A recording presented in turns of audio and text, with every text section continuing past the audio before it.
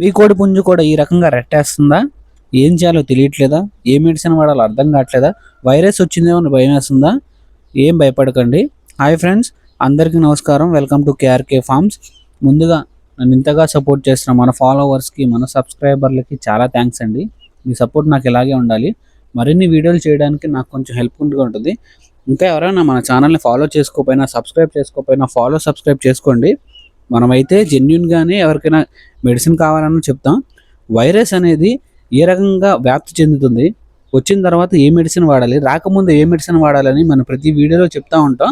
ఈరోజు టాపిక్ మన కోడి తెల్లగా పచ్చగా పారుతుంటే ఏం చేయాలి, ఏ మెడిసిన్ వాడాలి అనేది మనం ఇప్పుడు తెలుసుకుందాం. దీని పేరు వచ్చేసి మెలాక్సికాన్ అండి. మెలాక్సికాన్ అంటారు ఇంజెక్షన్. దీంతో పాటు ఇంకో ఇంజెక్షన్ కూడా చేయాలి. రెండు కలిపి చేయాలి. ఏ రకంగా చేయాలో నేను ఈ వీడియోలో ఎక్స్ప్లెయిన్ చేస్తాను. రెండో ఇంజెక్షన్ పేరు వచ్చేసి ఆక్సీ 200 అండి. ఆక్సీ 200 ఈ రెండు అయితే తీసుకోండి. మీరు వెటనరీ షాప్లో, ఏ వెటనరీ షాప్లో అయినా దొరుకుతాయి. ఒకటి మెలాక్సికాన్, రెండు ఆక్సీ ఇంజెక్షన్. నేను స్క్రీన్ మీద ఫోటోలు చూపిస్తాను. స్క్రీన్ షాట్ తీసుకుని వెళ్ళి వెటనరీ షాప్లో తీసుకోండి, తెలియని వాళ్ళు అయితే. ఇది దేని మీద పనిచేస్తుందో ఇప్పుడు మాట్లాడుకుందాం.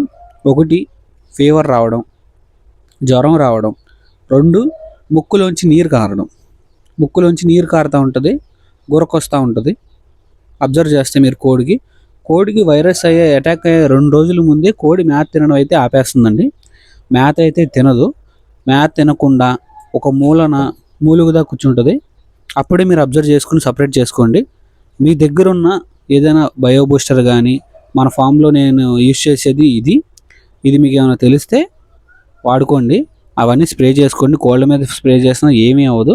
సో సపరేట్ చేసేసుకున్న తర్వాత ఫీడ్ అయితే పెట్టద్దు, మేత అయితే పెట్టద్దండి. మీ కోళ్ళ ఫామ్లో ఉన్న ప్రతి కోడికి పెట్టద్దు కన్ఫర్మ్ అయ్యేదాకా. సో దాని తర్వాత ఈ 2 ఇంజెక్షన్లు 0.5 ml గుర్తుపెట్టుకోండి.